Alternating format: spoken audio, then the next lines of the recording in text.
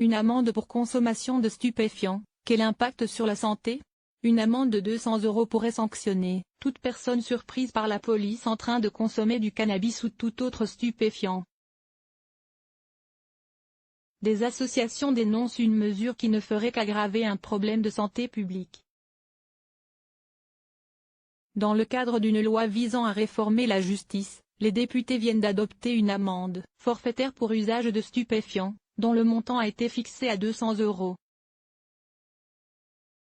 Cette amende qui sera signifiée directement par un policier ou un gendarme, sans passer par un magistrat, ne s'appliquera pas aux mineurs.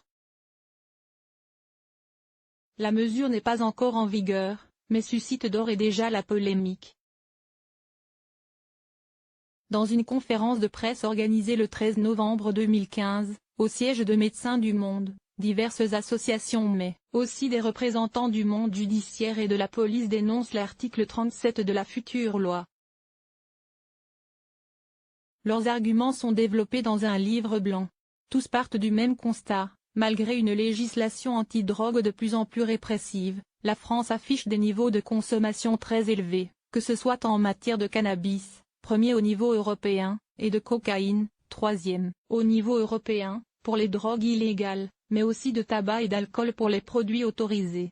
En Europe, la France reste parmi les 6 pays, Finlande, Grèce, Hongrie, Suède, Chypre, qui, dans leur législation, prévoient une peine d'emprisonnement pour les consommateurs de drogue. De fait, 11% des condamnations pour usage de stupéfiants aboutissent à une peine de prison, ferme ou sursis, aujourd'hui en France. Rappelons que, rien que pour que le cannabis, 167 000 consommateurs, pas trafiquants, ont été interpellés en 2014. Pour les associations, la prison ne résout rien. Et la future amende non plus. Tous les usages de drogue ne sont pas problématiques, rappelle Nathalie Latour, déléguée générale de la Fédération Addiction. L'interpellation ou l'amende ne tiennent aucun compte du profil de la personne. S'agit-il d'un consommateur régulier, occasionnel, qui nécessite des soins ou pas? La réponse pénale ne fait qu'enfoncer la personne, ajoute Katia Dubreuil, présidente du syndicat de la magistrature. Quant à Bénédicte Desforges, ex-policière, représentante du collectif Police contre la prohibition et de l'association ASU, elle observe que l'amende sera applicable à la récidive sans se poser la question de savoir s'il y a un problème d'addiction. Pour les associations, cette solution n'est pas la bonne.